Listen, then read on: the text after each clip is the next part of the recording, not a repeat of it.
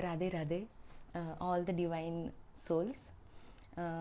आज मैं आपके सामने टॉपिक लेके आई हूँ कि क्या सच में आप ट्विन फ्लेम जर्नी में हो, और अगर आप ट्विन फ्लेम जर्नी में हो तो आप कैसे पता करोगे कि आप, या फिर कैसे कंफर्म करोगे कि आप ट्विन फ्लेम जर्नी में हो या नहीं हो। ये ट्विन फ्लेम जर्नी बहुत कंफ्यूजिंग है। आपको कंफर्मेशन सिर्फ आपकी सोल दे सकती है, बट मैं यहाँ पे कुछ साइंस लेके आई हूँ।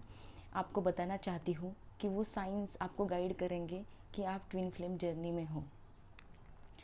बट अल्टीमेटली आपको गाइड करने वाले सिर्फ डिवाइन है, क्योंकि ये जर्नी डिवाइनली गाइडेड है।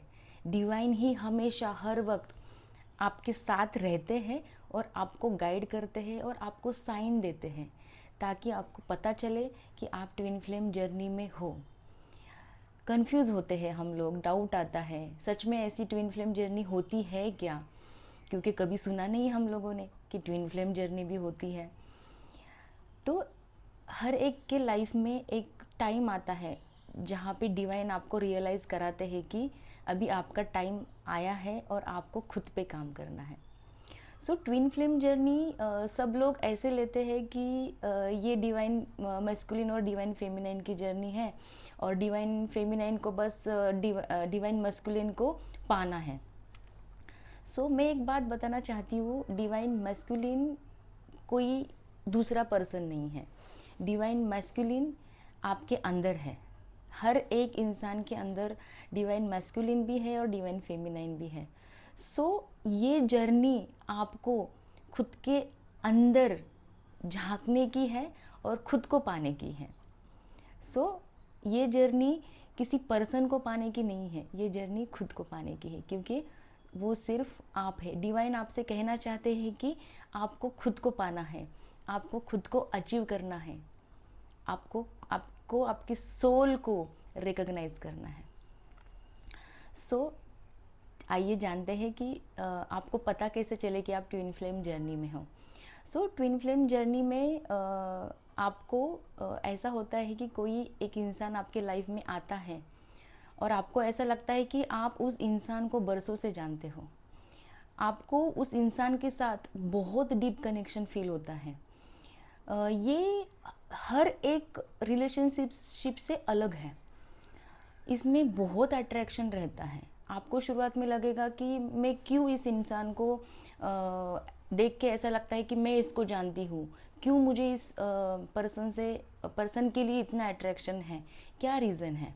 आप जानने की कोशिश करते हो कि कौन है ये इंसान, सच में कौन है ये इंसान। और आपको ऐसा लगेगा कि आप शांत रह के भी, उसके आजू बाजू में रह के भी आपको ऐसा लगेगा कि आपको उसके थॉट्स पता चलते हैं, आपको उसके फीलिंग्स पता चलती हैं, वो क्या सोच रहा है या उसके दिमाग में क्या चल रहा है आपको पता चल जाता है।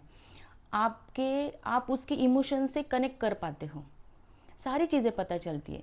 बट आपको कन्फ्यूजन होता है, क्यों इतना अट्रैक्शन है, क्यों इतना डीप कनेक्शन फील हो रहा है। ये शुरुआत में होता है। फिर धीरे धीरे ऐसे होता है कि आपको वो इंसान आपकी कमियां दिखाने लगता है, आपकी कमज़ोरियां दिखाने लगता है, आपके अंदर के जो इमोशनल वुंड्स है वो बाहर आने लगते हैं, एक एक एक करके।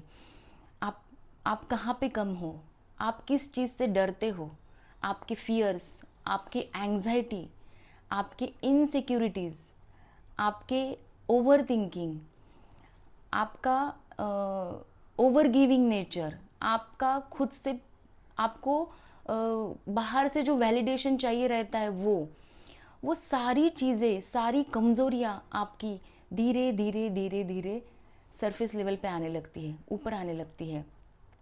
तो वो पर्सन आपका मिरर है, क्योंकि वो आपकी ही सोल है। आपको वो दिखाना चाहता है कि आपको खुद पे काम करना है, आपकी सारी कमज़ोरियाँ पे, कमियों पे काम करना है। बट हमें उस वक्त ये समझ में नहीं आता है कि वो हमको अपनी कमज़ोरियाँ दिखा रहा है या कमियाँ दिखा रहा है। हम ट्रिगर हो जाते हैं। आपको पता कैसे चलता है? वो आपको ट्रिगर्स देता है।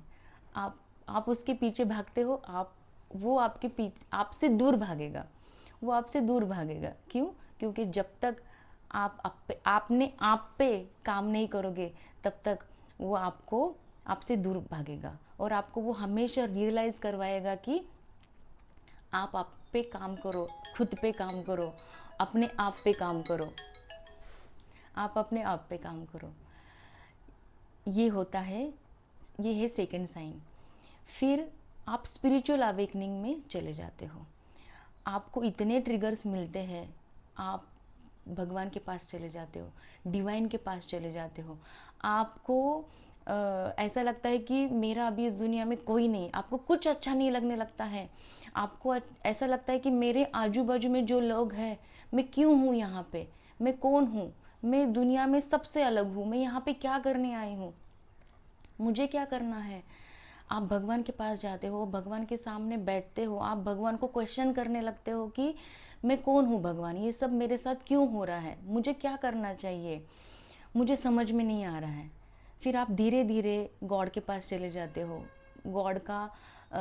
गॉड के लिए गॉड की चैंटिंग करना स्टार्ट करते हो, भगवान के मंत्र चैंटिंग करना शुरू कर देते हो। आपको मेडिटेशन करना अच्छा लगता है, मेडिटेशन करके आपको इतना अच्छा लगता है, आपको लगता है कि बस यही है, बस यही करने के लिए मैं इस पृथ्वी पे आई हूँ। आप चक्रास हीलिंग में फोकस करने लगते हो। धीरे धीरे आपको ऐसा लगता है कि मुझे हील होना है। आप सेल्फ लव में जाते हो, आप खुद को पहचानने की कोशिश करते हो, आप खुद के अंदर जाने की शुरुआत करते हो। ये होता है तीसरा साइन। फिर उसके बाद का स्टेज जो आता है, धीरे धीरे एक सेपरेशन का स्टेज आता है, जहाँ पे आप अपने डिवाइन मैस्कुलिन से फिजिकली दूर होते हो। अभी ये सेपरेशन स्टेज जो है, जो सब लोग कहते हैं कि सेपरेशन होता है, सेपरेशन होता है, बट मेरे हिसाब से, अकॉर्डिंग टू मी, सेपरेशन ऐसी कोई चीज़ होती नहीं है। आपका डिवाइन मस्कुलिन आपकी सोल है, वन कॉन्शियसनेस है, तो से सोल लेवल पे आप एक ही हो। आपका डिवाइन मैस्कुलिन हमेशा हमेशा आपके साथ रहता है 24/7। वो आपके दिमाग में रहता है, वो आपके दिमाग में चलता है, वो आपसे बातें करता है, टेलीपैथी भी होती है, सब होता रहता है। बट फिजिकली एक सेपरेशन का स्टेज आता है, कुछ दिनों के लिए बोल सकते हो, कुछ महीने के लिए बोल सकते हो, कुछ सालों के लिए बोल सकते हो। हर एक ट्विन फ्लेम जर्नी, हर एक इंसान की twin flame journey pattern same रहते हैं, बट स्टेजेस अलग अलग रहते हैं, क्योंकि हर एक के कर्माज अलग है। हर एक ने जो जो पास्ट लाइफ में कर्माज क्रिएट किए हैं वो अलग अलग है, उनका टाइम ड्यूरेशन अलग अलग है, और हर एक चीज़ का डिवाइन टाइमिंग रहता है। सो मैं ये कहना चाहूँगी कि सेपरेशन ऐसी कोई चीज़ रहती नहीं है, क्योंकि आप और आपके डिवाइन मस्कुलिन एक ही हो, और वो हमेशा, आप उनके साथ रहते हैं, वो आपके साथ रहते हैं। तो एक स्टेज सेपरेशन का कहने के लिए ये है कि फिजिकली आप सेपरेशन में जाते हो। क्यों? क्योंकि डिवाइन आपको अपने पे, खुद पे काम करने के लिए टाइम देना चाहता है। उस फेज में डिवाइन फेमिनाइन खुद पे काम करती है, और डिवाइन मैस्कुलिन खुद पे काम करते हैं। ये एक स्टेज है। उसके बाद जो आखिरी स्टेज आती है वो है ट्रांसफॉर्मेशन स्टेज। तो ट्रांसफॉर्मेशन स्टेज में ऐसा रहता है कि उसमें आप में ट्रांसफॉर्मेशन आता है, आप खुद को चेंज करते हो, खुद को बदलते हो। तो ये जो एक स्टेज है, ये किसी पर्सन को चेंज करना नहीं है, दूसरे पर्सन को चेंज करना नहीं है। ये एक स्टेज है जिसमें आप खुद को चेंज करते हो, खुद में बदलाव आते हो, आप आपकी सारी कमियां जान लेते हो कि मुझ में फियर फैक्टर है, मुझ में एंग्जाइटी फैक्टर है, मुझ में जेलसी है, मुझ में ग्रीड है, मुझ में ओवर थिंकिंग है, और मुझ में इनसिक्योरिटी है। सो धीरे धीरे ये सारी चीज़ें आपके सामने आने लगती है, और आप उस पे काम करना शुरू कर देते हो। जैसे ही आप इस पे काम करना शुरू करते हो, वैसे वैसे ये सारी चीज़ें हील होती जाती है, और एक दिन ऐसा आता है आप इन सारी चीज़ों को हील करते हो, और आप खुद को ट्रांसफॉर्म करते हो, और उस दिन आप वो पुरानी फेमिनाइन नहीं रहती हूँ।